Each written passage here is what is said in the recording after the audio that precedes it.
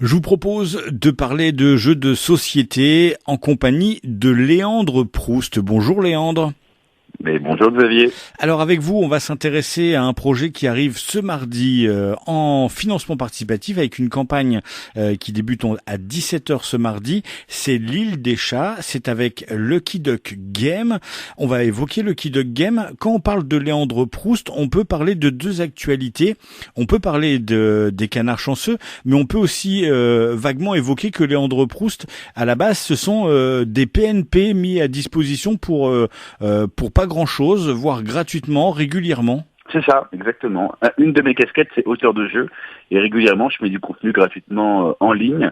Ce sont des print and pen, des jeux à imprimer et à découper. Et ce sont des jeux gratuits. Les règles sont également gratuitement accessibles en ligne. Et c'est accessible à partir de 7-8 ans. Il y a une petite collection de jeux, maintenant, environ 13, voilà, qu'on peut récupérer sur ma page Tipeee. Et puis rapidement aussi, il y a un jeu Clash of Deck qui arrive prochainement, qui a été un peu reporté à cause du confinement, mais ça arrive bientôt aussi. Hein. Exact. Clash of Deck, c'est un jeu hybride, c'est-à-dire que c'est un jeu qui tient sur un dépliant cartonné, et c'est un jeu de cartes évolutif que l'on découpe, et qui se retrouvera en boutique et qui coûtera environ 3 €. Donc c'est un univers fantastique, c'est un jeu d'affrontement à 2 joueurs, et le jeu a été décalé effectivement, il devait sortir au mois d'avril, avec le Covid-19 a été décalé au mois de juin. Alors cette interview, elle est tout d'abord pour parler de cette campagne, l'île des chats qui débute ce mardi. On peut faire également un point rapide sur Lucky Duck Game. Si les gens sont intéressés, j'ai déjà fait des interviews avec les frères Vergonjane pour parler de Lucky Duck Game, qui à la base était une société qui adaptait des jeux vidéo en jeux de société, et ça a changé. C'est ça. La patte d'origine de Lucky Duck, c'est prendre des jeux, notamment des jeux mobiles, et adapter les licences de ces jeux mobiles en jeux de plateau. Ça a commencé par Vikings Gone Wild, ensuite il y a eu Fruit Ninja, Zombie Tsunami, il y en a eu plein d'autres jusqu'à aujourd'hui Kingdom Rush, mais il y a une transition qui a été faite il y a environ 1 an, même un petit peu plus maintenant. Lucky Duck a arrêté de signer ce genre de jeu d'adaptation en jeu de plateau, et se focalise maintenant sur des jeux narratifs, comme Chronicle of Crime, comme Time's Up Legend Destinies, ce genre de jeux, et même jusque dans les localisations, parce que sur le marché français, on sort des jeux qu'on édite en interne, mais on fait également pas mal de localisations, c'est-à-dire qu'on prend des jeux notamment américains, qu'on traduit et qu'on implante sur le marché francophone. Et sur ce marché francophone, on fait venir des jeux de type narratif également, comme Above and Below, Nirenfar, ce genre de jeux. Récemment, il y a quelques jeux que l'on peut citer qui ont bien marché. Il y a Les Petites Bourgades qui est arrivé il y a pas très longtemps, et qui a eu un réel impact et un vrai retour positif de la communauté ludiste. Et puis on attend ce Destiny's Time of Legend, qui est un partenariat aussi avec Mythic Game. Hein. On en avait parlé quand vous étiez venu à Alençon pour le Festival des Imaginaires Ludiques. Exact. À l'époque, on pouvait encore faire des festivals, c'était bien. Et effectivement, Time's Up Legend, c'est un partenariat avec Mythic. Le principe, c'est qu'on a pris la licence que Mythic a créée, et on a installé le jeu Time's Up Legend Destinies dans cet univers-là. Ça se limite uniquement à l'univers. Pour Les Petites Bourgades, effectivement, c'est un jeu qui a vraiment bien marché, une très belle surprise. On l'a sorti au mois de février. Actuellement, il est en rupture de stock déjà, rupture de distributeur. On est en train de faire un reprint, donc il sera sur le marché de nouveau au mois de juin. Il a été classé directement dans le top 10 des ventes sur le premier mois, dans le top 10 des ventes Philibert. Donc ça a été vraiment un très joli succès commercial. Il a beaucoup tourné à Cannes, de très bons retours. Et on espère que le jeu va vraiment perdurer et survivre au Covid-19. Cette transition de Lucky Duck de proposer des jeux qui sont avant des jeux de vidéo pour mobile, à cette transition d'étendre son marché, à proposer plusieurs types de jeux de société, puis de beaux jeux de société, c'était voulu. Puis est-ce que c'est comment apporter notre patte à des jeux qui plaisent au plus grand nombre, et pas seulement à des gens qui sont accros à leur smartphone? C'est ça, en fait, c'est le jeu vidéo, enfin, les jeux de société adaptés de jeux vidéo, ça reste une niche dans le marché de niche qu'est les jeux de société. Et on voulait un peu casser le cadre pour pouvoir avoir plus de liberté dans le choix des jeux qu'on voulait proposer. Et simplement, c'est très contraignant d'être limité et d'être identifié uniquement comme un éditeur qui adapte des jeux de société, des jeux vidéo en jeux de société. Et du coup, on a un petit peu cassé ce cadre-là et on voulait faire simplement autre chose. Élargir aussi les joueurs qui s'intéressaient au jeu Lucky Duck. Et on a fait quelque chose qui correspond bien à l'esprit de Lucky Duck, c'est-à-dire que Lucky Duck, à la base, c'est une boîte de jeux vidéo. Enfin, c'est pas vraiment une boîte de jeux vidéo, mais Everyday I Play, c'est l'ancienne boîte de Vincent Vergonjan. Et donc, lui, sa boîte, c'était du jeu vidéo. Et ce qu'il a réussi à faire avec ces jeux narratifs, là, qu'on est en train de développer, que sont Chronicle of Crime, Time of Legend, etc., c'est des jeux hybrides, basés sur le narratif, où il utilise son savoir-faire d'application. Donc, ce sont des jeux hybrides qui nécessitent à la fois une application et un support physique jeu de société. Il utilise son savoir-faire qu'il a eu dans son ancienne boîte d'application, de création, de gestion d'application, d'implémentation, et en même temps on développe le jeu qui s'associe à cette application-là. Donc c'est vraiment cette force-là, c'est cette identité-là qu'on a envie de mettre en avant aujourd'hui. Et puis arrive cet énorme jeu, enfin c'est énorme par le poids, mais on va en reparler. Cette campagne qui commence ce mardi, cette nouvelle campagne de l'île des chats. En préparant rapidement cette interview, m'avait dit que Lucky Duck, c'est énormément de projets qui vont arriver dans les prochains mois. Carrément, c'est énormément de projets. On avait une année. Cette année-là, on se lance réellement dans la localisation de jeux américains sur le marché français. Et malheureusement, le Covid-19 bouleverse un petit peu nos plans. Même si on va essayer de respecter au mieux le calendrier, on a environ entre 16 et 18 sorties sur 2020, mais sur du coup un nombre de mois restreint. Ça va sortir entre juin et octobre-novembre. Du coup, il va y avoir environ trois nouveautés par mois. Effectivement, il y a beaucoup de titres à venir là sur le catalogue Lucky Duck pour cette année, dont l'île des chats qui arrive effectivement très prochainement, puisque la campagne de précommande débute demain, le 28 avril, et se termine le 7 mai. Alors, on s'aperçoit que pour une campagne de financement, c'est très court. D'habitude, on a 3-4 semaines pour participer. Là, en fait, le fait du catalogue qui est gros et sur une courte période, vous allez être obligé, c'est une obligation, de proposer des campagnes de financement courtes. Est-ce que tous les jeux qui arrivent vont être en financement participatif ou il y en a qu'une partie seulement? Alors, sur toutes les localisations, c'est-à-dire les jeux qui ne sont pas édités en interne, mais ce sont des jeux existants, comme je disais, des jeux qui viennent la plupart du temps des États-Unis et qu'on implante en France. Tous ces jeux-là auront une campagne de précommande qui va durer environ une dizaine de jours.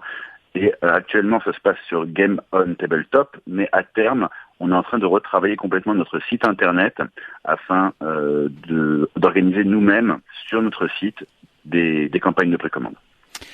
Et donc on va évoquer ce jeu de Frank West qui arrive donc ce mardi, l'île des chats, un jeu pour 1 à 4 joueurs. Alors c'est à partir de 8 ans parce qu'il y a 2 modes de jeu et sont des parties de 60 à 90 minutes, c'est-à-dire que on va passer du temps autour de la table.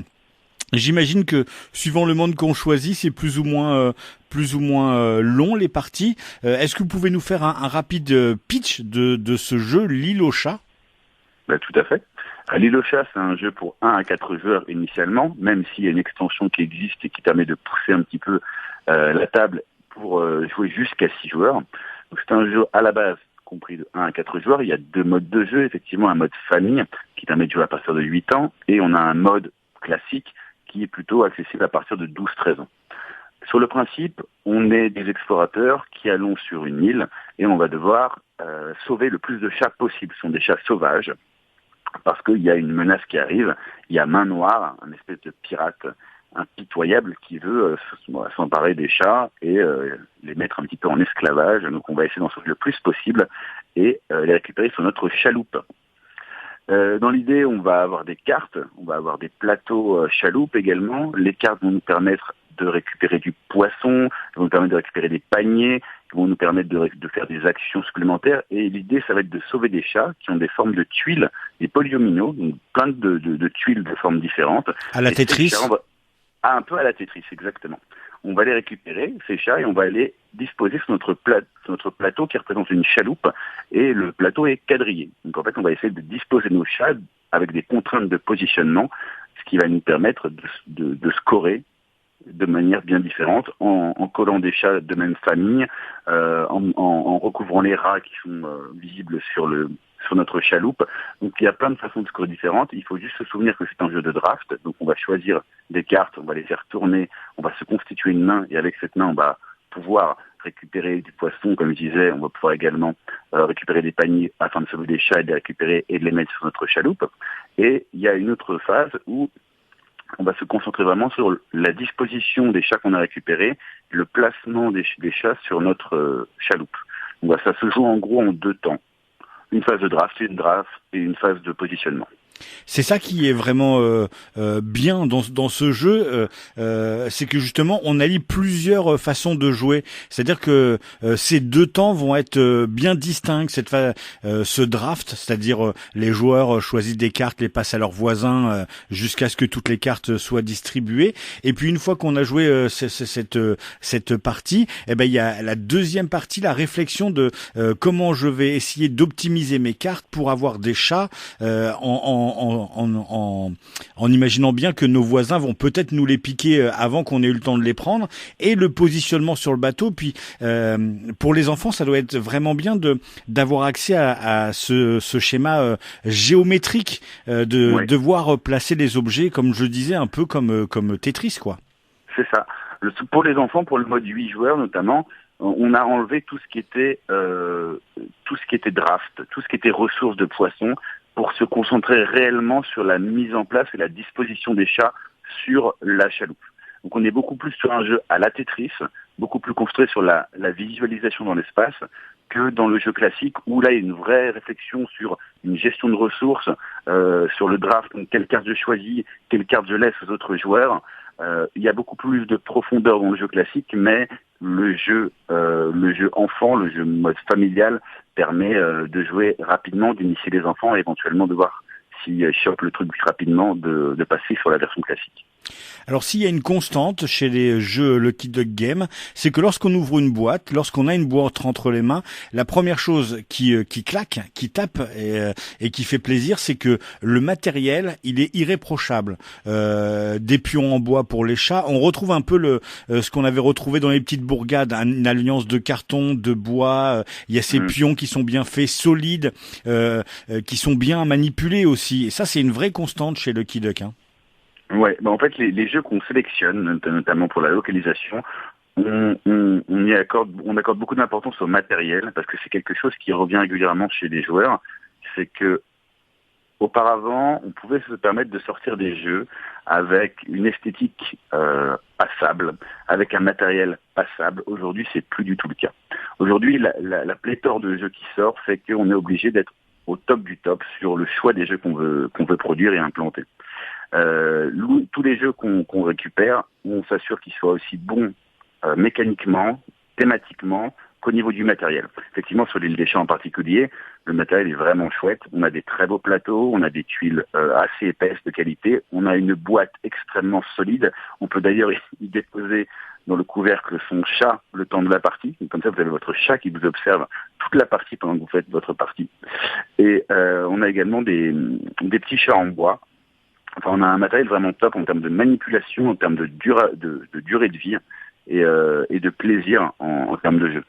Et puis c'est presque une obligation, parce qu'un jeu, quand il plaît, il est voué à être joué, à être sorti, à être manipulé entre amis, en famille, et que il y a rien de pire que du matériel qui se dégrade. Au final, on n'a plus envie de sortir le jeu. C'est ça. Alors il y a des choses quand même qui peuvent être mises en place pour limiter la dégradation d'un jeu. Pour des cartes notamment, on a des protège-cartes, mais c'est vrai que quand on a des tuiles de mauvaise qualité ou des plateaux de mauvaise qualité qui se décollent ou ce genre de choses, ça donne pas envie, et puis ça donne une très mauvaise image de l'éditeur. en se disant, au bout de quelques parties, le jeu se détériore. Est-ce que c'est vraiment un éditeur sérieux? Nous, en tout cas, on veille à ce que le matériel soit toujours irréprochable. Alors du coup, c'est une campagne de précommande qui débute ce mardi jusqu'au 7 mai. Est-ce qu'on peut savoir à quoi on peut s'attendre? Parce que on peut déjà dire que au-delà de cette boîte de jeux, il y a également deux petites boîtes, deux extensions qui existent. C'est ça. Donc la campagne, effectivement, elle commence demain, le 28 avril. Elle va durer une dizaine de jours. On va mettre 3 produits disponibles dans cette campagne de précommande. J'ai même envie de dire 4, mais le 4e, c'est assez particulier, je vais revenir juste après. Le premier produit, c'est la boîte de base. Donc c'est tout le nécessaire pour jouer. Ça coûtera 50 €, le même prix que le prix en boutique. On ne veut pas créer de différence avec le prix boutique, pour le coup. C'est un jeu pour 1 à 4 joueurs, comme je le disais. Et on a également 2 extensions. La première, c'est le dernier arrivant. C'est une extension qui permet de jouer de 5 à 6 joueurs. Donc plus de joueurs avec plus de matériel, plus de cartes, donc plus d'options, des parties renouvelées également avec le matériel qui est inclus dedans. Et on a le pack Kickstarter. Le pack Kickstarter, c'est essentiellement du matériel évolué, de meilleure qualité. C'était du matériel qui était proposé pendant la campagne de financement du jeu en Amérique. Et on a voulu proposer aux personnes qui veulent ce matériel la possibilité de le récupérer via cette campagne de précommande. C'est-à-dire que cette boîte-là, on ne pourra pas la récupérer dans le commerce? Exactement. Donc là, les 2 extensions, que ce soit le dernier arrivant ou le pack Kickstarter, ce sont des boîtes qui sont exclusives et qui ne sortiront pas dans le commerce. Elles seront disponibles uniquement pendant la campagne de précommande pendant 10 jours et uniquement sur notre shop en ligne pour les boîtes qui resteront. Et donc, vous évoquiez une 4e boîte. Est-ce que c'est un secret, une surprise? Non, c'est pas du tout un secret. En fait, c'est Lucky Duck. Comme je disais, cette localisation, c'est des jeux qui sont en anglais à la base. On les récupère, on les francise et on les implante en France.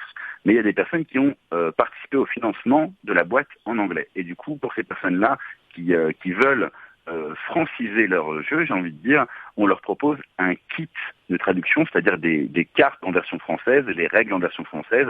En fait, tout le matériel du jeu où il y a du texte, on propose d'acheter juste ce matériel-là pour le remplacer dans leur version originale. C'est un problème ou pas, ces jeux qui sont en anglais et que l'on voit pas forcément arriver en français? Est-ce que Lucky Duck se dit il faut absolument pas passer à côté de ces jeux?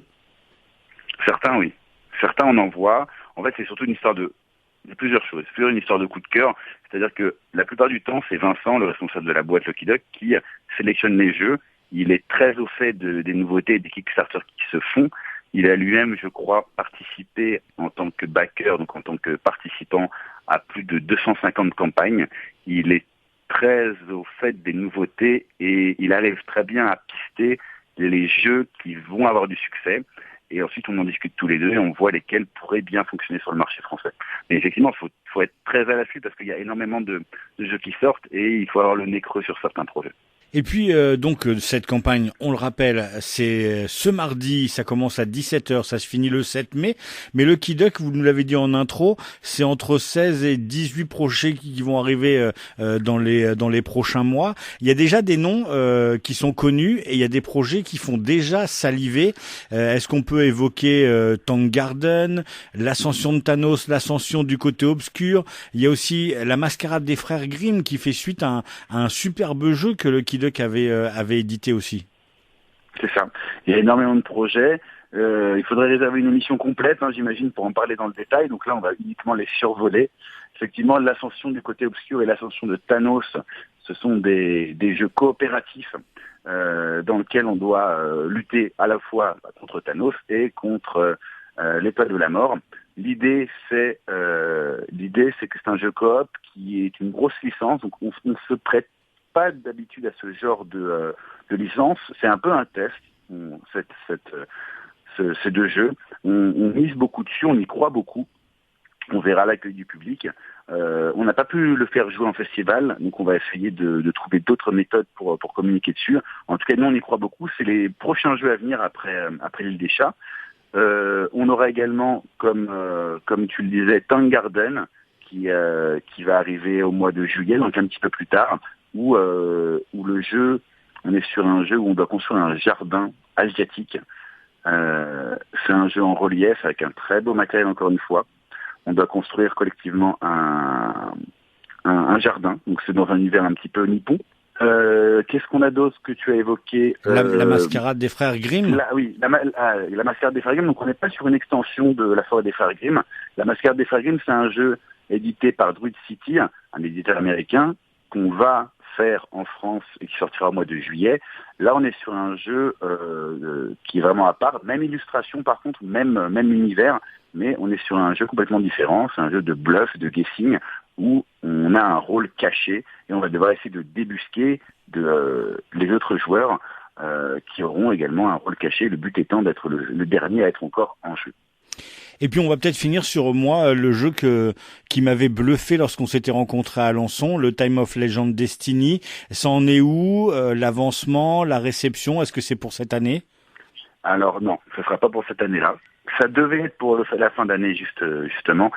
Le fait qu'il y ait énormément de développement sur le jeu, c'est-à-dire que c'est un jeu vraiment colossal en termes de développement. On a 3 personnes qui bossent à temps plein sur les scénarios. Chacun une boîte pour les 2 expansions puis pour le jeu de base. Je pense que le jeu sortira au début d'année 2021. Donc pour ceux qui ignorent ce que c'est Time of Legend Destiny, on est sur un jeu hybride qui nécessite une application et qui a un support physique. C'est un jeu d'exploration, d'aventure. On incarne un personnage. On va se déplacer sur une map, donc une carte qui va se découvrir au fur et à mesure du jeu, et on va pouvoir visiter des lieux, parler à des PNJ, donc des personnages non joueurs, interagir avec eux. Les personnages non joueurs ont de la mémoire, c'est-à-dire ce qu'on va leur donner, ce qu'on va leur dire, tout ce qu'on va faire avec eux va être mémorisé par l'application, parce qu'on va devoir scanner les éléments les uns avec les autres pour créer des interactions et faire avancer le déroulé de l'histoire, le but étant d'accomplir sa destinée en tant que joueur, et chaque joueur a une destinée particulière. C'est un peu le but du jeu de chaque joueur qui est caché, et que nous qui savons quelle est notre destinée et donc quel est le but du jeu. Le but étant simplement d'atteindre notre destinée. C'est un vrai jeu hybride qui pouvait plaire à la fois aux joueurs de jeux de société, mais aussi aux joueurs de jeux de rôle, parce que il y avait une ambiance avec l'application qui se rapprochait, et puis surtout l'intelligence artificielle qui retenait tout ce que vous faisiez, et du coup il n'y avait pas de possibilité de retour en arrière. C'est ça, c'est un monde vivant. C'est un monde vivant qui garde de la mémoire. C'est-à-dire qu'il y a un objet qu'on va prendre ne sera plus disponible, une personne qui va mourir dans le jeu ne sera plus, on pourra plus l'interroger par exemple. Donc tout ce qui s'y déroule est permanent et progresse même quand vous ne jouez pas, quand les autres jouent. Il se passe des choses qui impliquent le monde directement. Et c'est un jeu qui effectivement peut plaire à des joueurs de jeux de rôle, parce qu'on retrouve ce procédé de jet de dextérité. C'est un jeu également avec du matériel comme des dés. On fait des jets des jets de dés pour savoir si on a réussi à, par exemple, à forcer une porte. On prend un jet de force. Si on a réussi à escalader un bâtiment, on devra faire un jet de dextérité. Il y a également des possibilités de faire des jets d'intelligence. Donc en fonction de la situation, il sera demandé de faire des lancers de dés qui détermineront la réussite relative de l'action. Merci Léandre pour toute cette actualité. Je suis sûr qu'il y en a encore plein d'autres, hein. Comme vous le disiez, il faudrait y passer 2 ou 3 fois plus de temps. On invite les gens à aller sur Facebook. Il y a une page Lucky Duck Game. Il y a une page Lucky Duck Game francophone pour ceux qui seraient allergiques à l'anglais et qui veulent avoir des informations dans la langue de Molière. Et donc demain, ce mardi, dès 17h, il y a jusqu'au 7 mai, l'île des chats, donc en précommande, je vous préviens, c'est vraiment juste, elle est énorme cette boîte, et puis comme vous le disiez, il y a ce petit clin d'œil à nos amis les chats qui qui sont absolument maîtres du monde, on le sait tous maintenant. Et puis nos amis ludistes qui postent de plus en plus de photos quand ils ouvrent une boîte. Les chats viennent s'installer dans les boîtes qui sont posées à l'envers. Vous avez créé une boîte avec un couvercle spécialement pour eux. C'est-à-dire que c'est une boîte qui est faite pour que vos amis chats, vos maîtres chats puissent vous regarder jouer. C'est à partir de 50 €. Il y a plein d'extensions. Et merci pour tous ces renseignements. On aura l'occasion, j'imagine, de reparler et de parler de l'actualité de Lucky Duck durant toute cette année 2020. Merci Léandre et très bonne continuation. Merci beaucoup, avec plaisir.